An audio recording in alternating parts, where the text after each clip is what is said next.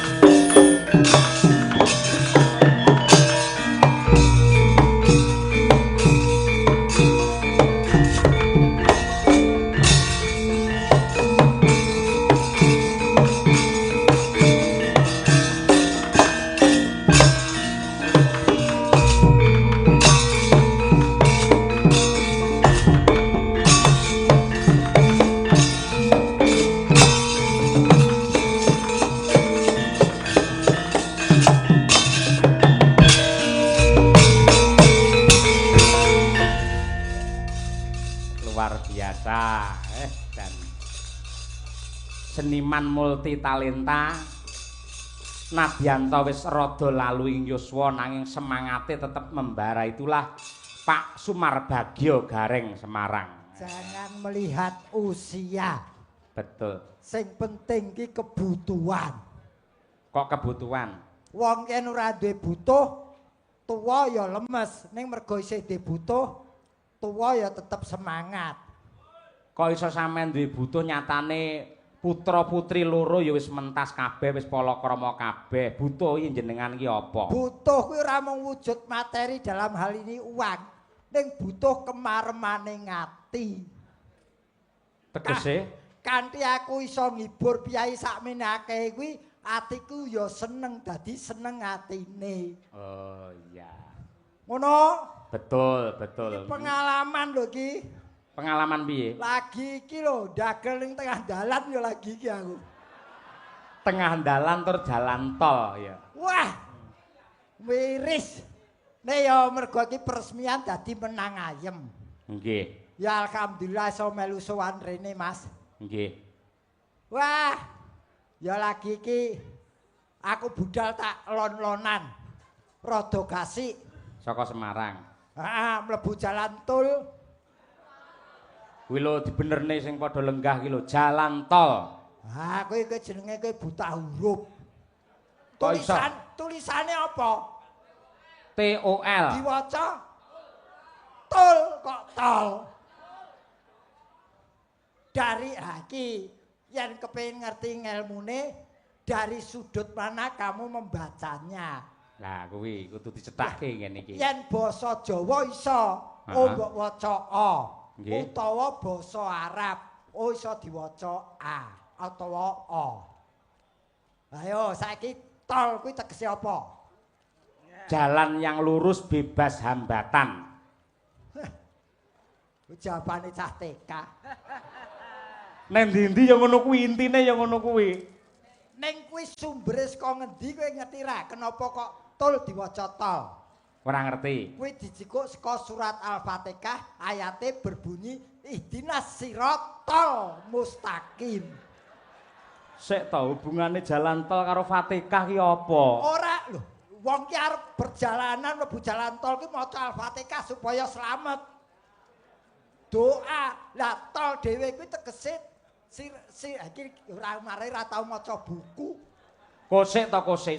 Sing tak ngerteni nun sewu, tol itu dari bahasa Inggris, ya pancen singkatan TOL ning artinya atau penjabarannya adalah take on location. Kuwi ya kleru meneh. Lho kok iso? Take on location. Kuwi sebetulnya salah. Tol dhewe iki mergo wis ana tegese tol kuwi bahasa Inggris, tegese basa Indonesia biaya. Wow, kene iki jurusan bahasa kok. Tegese dalan yang berbayar ngono apa piye? Iya, jalan tol kuwi jalan yang berbayar. Ora terus tol take on apa? Lokalisasi apa? Lokasi dudu lokalisasi nyok ora. Lah ya lokasi kuwi ya bener ning luwih bener meneh tol kuwi berbayar atau berbiaya.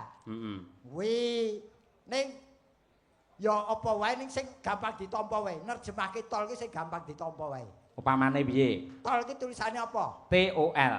T kuwi tanpa prapatan. Ya mesti bener lek nek prapatane ya bingungke wong ora. Kok sik wong bener kok kowe nesu ki lho. Lah ning ndi kabeh yang ngerti jenenge tol nek prapatane nek bangsune. Bener. Bener. Ya wis bener kok protes. Ya wis. O Kedua O. ora entuk dienggo Car Free Day. Kowe Car Free Day jalan tol modar kowe. Iya. Terakhir L. L kuwi ya jaman biyen, Mas. Kuwi lokete akeh sing buka gur siji. Nah, iya. Mula antri Biyen saiki wis komplit. Saiki L kuwi lurus mulus alus mergo dijogo Jasa Marga lan Adikarya. Waduh, luar biasa. Kuwi tol. Sik gandeng jenengan wis menyebut Jasa Marga dan Adikarya. Sisan gawe gandeng jenengan iki kondang dagelan sing seneng oncek-oncek. Apakah penjabaran dari Adikarya luwih dhisik?